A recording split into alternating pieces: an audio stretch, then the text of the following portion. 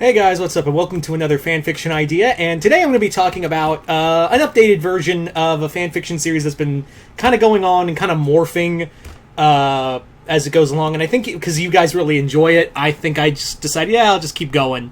But yeah, so yeah, it actually concerns my pop figures. So if anyone new here, a long while ago, when I did a live stream a while back, someone commented on this whole wall of pops looks like a character select screen for a fighting game, and I just kind of my brain just kind of ran with it. So, yeah. So I thought, like, in this imaginary game, like, what would the rules be? What would the characters be? What would the story be?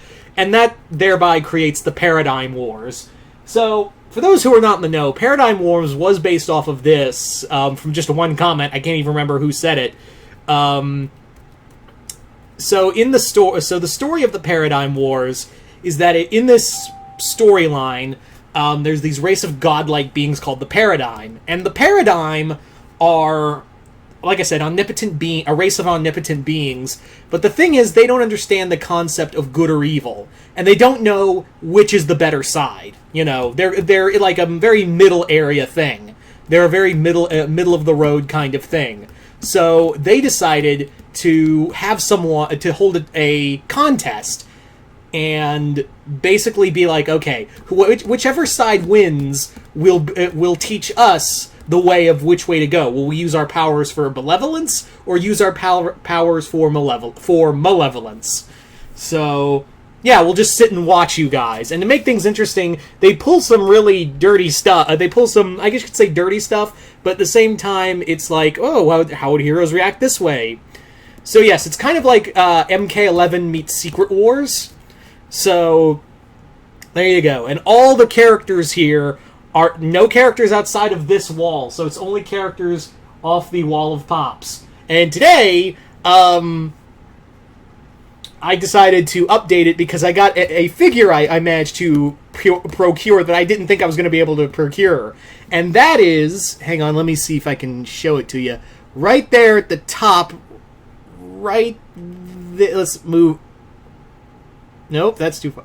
Right there next to Azula is Revan from, of course, Star Wars Knights of the Old Republic. Yep, your boy managed to get himself the Revan pop, which I didn't think I was going to. I was just in a GameStop, and I said, hey, you guys got any Star Wars left? And she says, yeah, let me look in the back real quick.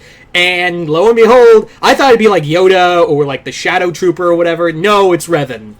And yeah, so that's why I kind of decided to update it. And trust me, it'll be this story will keep progressing, throughout wise, but this one's going to be kind of Revan-centric. But anyway, so the story is that, yeah, a bunch of throughout the multiverse, a bunch of heroes and villains are brought together. But the problem is, or not so much a problem, but it is a different way of looking at it,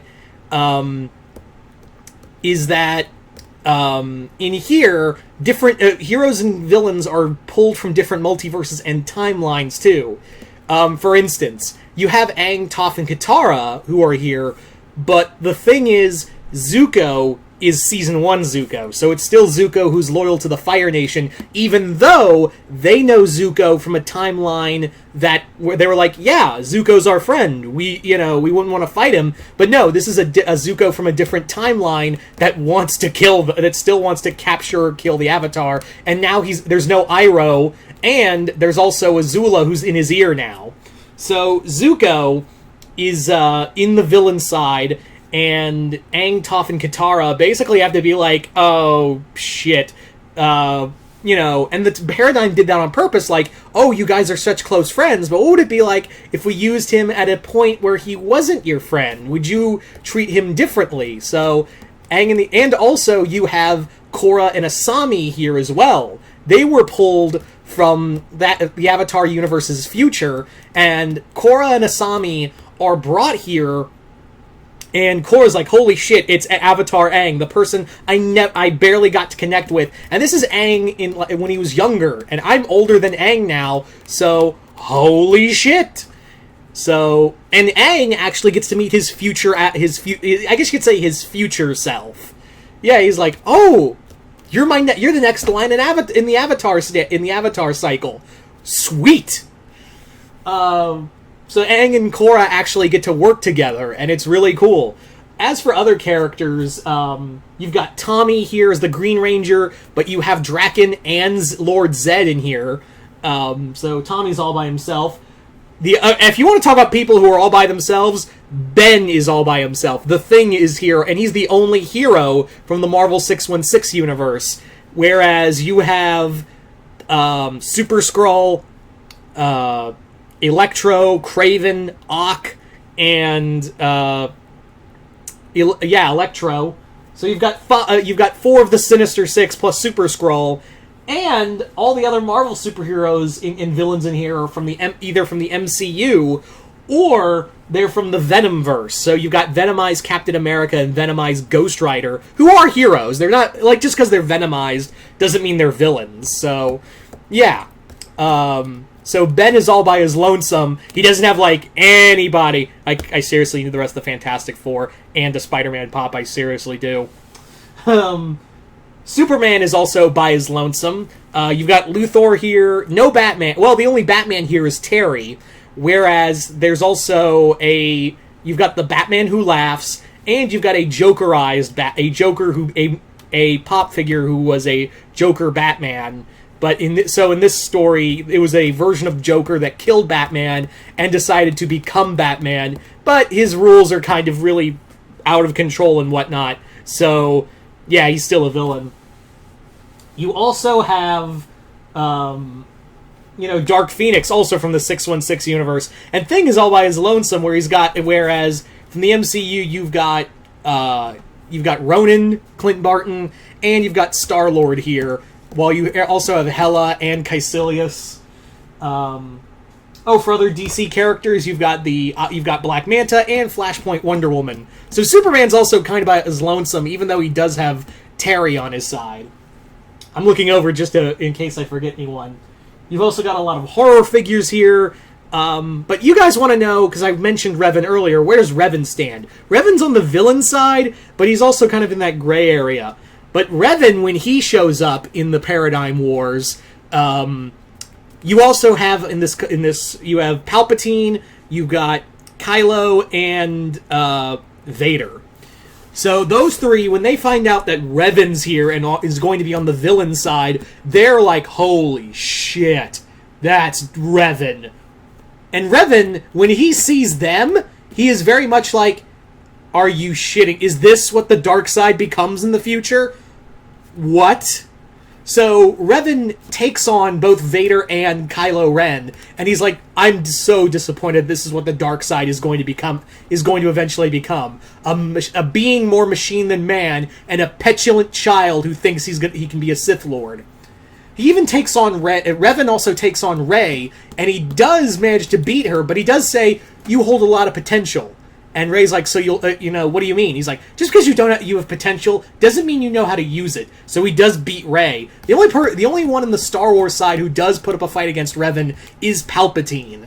Revan is actually like held back by Sidious, and he's like, I've never felt a dark side user as strong as you. It could be because you're all the Sith. I am all the Sith. And Revan is like, we'll see about that. But Revan does concede, like, yeah, Palpatine is strong, I could try to fight him. He's not, like, this shit level, but Palpatine is pretty powerful. Like, even I have to acknowledge that. So, yeah, when Revan arrives, it becomes a different ball game. And every time, like, heroes and villains join in this, the story kind of alters a bit. Because, yeah, you've got a lot of powerhouses on the hero and villain side. You've got, Goku, who's on Ultra Instinct, but you don't have Vegeta here, and I don't know, depending on which Vegeta I get, will determine on if he's going to be on the side of good or evil. Kind of backing a good Vegeta, because evil Vegeta is not that powerful. But anyway, also kind of need Batman. I need, like, just a Batman. But yeah, there are other characters who are all by their lonesome without characters in general without them. Like Cat Noir, he's all by his lonesome here in the Paradigm Wars. No Ladybug or anybody. Dipper and Mabel have each other. Bill's also here. That's a problem. The only gems here are Pink Diamond, Amethyst, and Peridot. But yeah, also the other thing that makes it interesting is that you have Han Solo here just before, and he's wearing the snow gear, so this is just before his death in Episode 7, and this is Kylo from Episode 7 before he got the scar.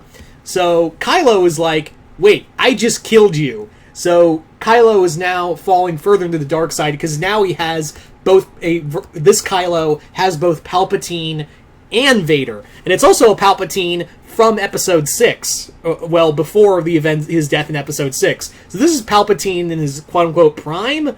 And also Rey, this is a Rey that knows that she is the granddaughter of Emperor Palpatine. So she's like, fuck, he cannot know that I'm his granddaughter, or this shit's gonna be insane.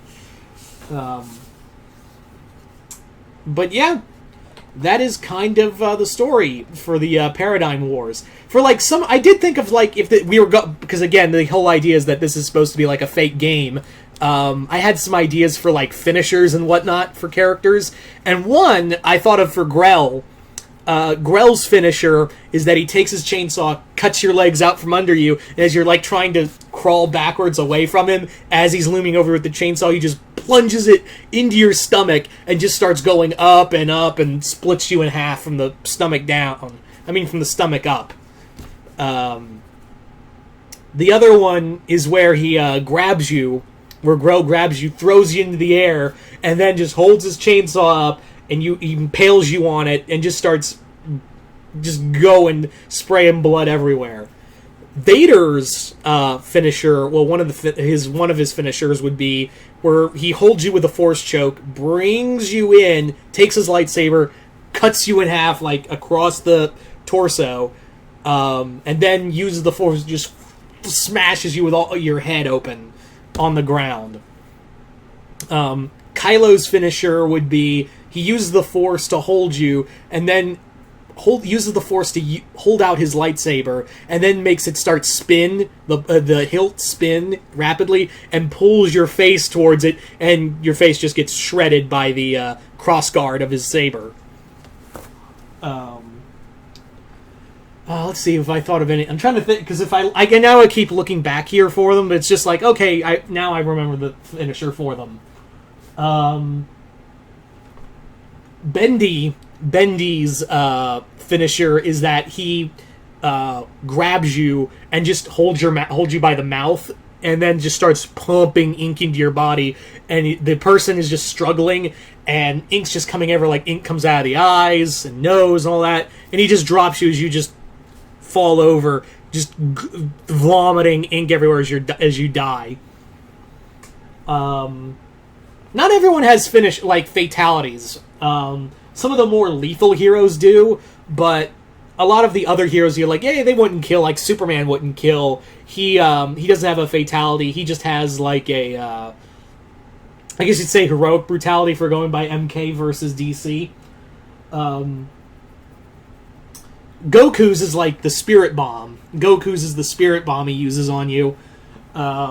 Mabel's is that she summons the Mabel's finisher is that she summons the gnomes, and they all form into the monster gnome and just start pummeling you into the ground. Trying to think of everyone. Oh yeah, Pegasus, because I do have Pegasus. Pegasus' finisher is that he uses his Millennium Eye to suck out your soul, and then he holds out the card at the end. Just holds I got your card. The other one is that he summons the Toon World from his deck, and the card he summons the card, and the Toon World book opens, and as the person looks at the book flies open, hands reach out, pull them into the book, and then they pop out as cartoon versions of themselves. Trying to think of what the other ones were. Oh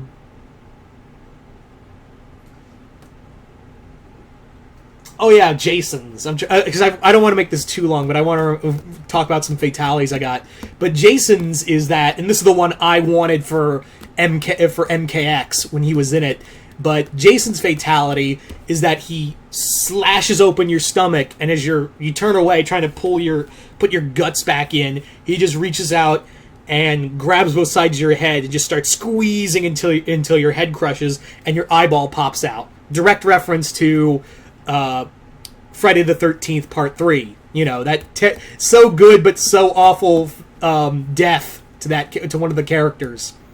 So there you go. Those are some of my... that's pretty much another updated version of the Paradigm Wars. So you guys tell me in the comments below, what do you guys think of this? I might do like more full videos of this. The more characters the more pop figures I acquire, the bigger it gets, because I just enjoy this and you guys clearly enjoy it too.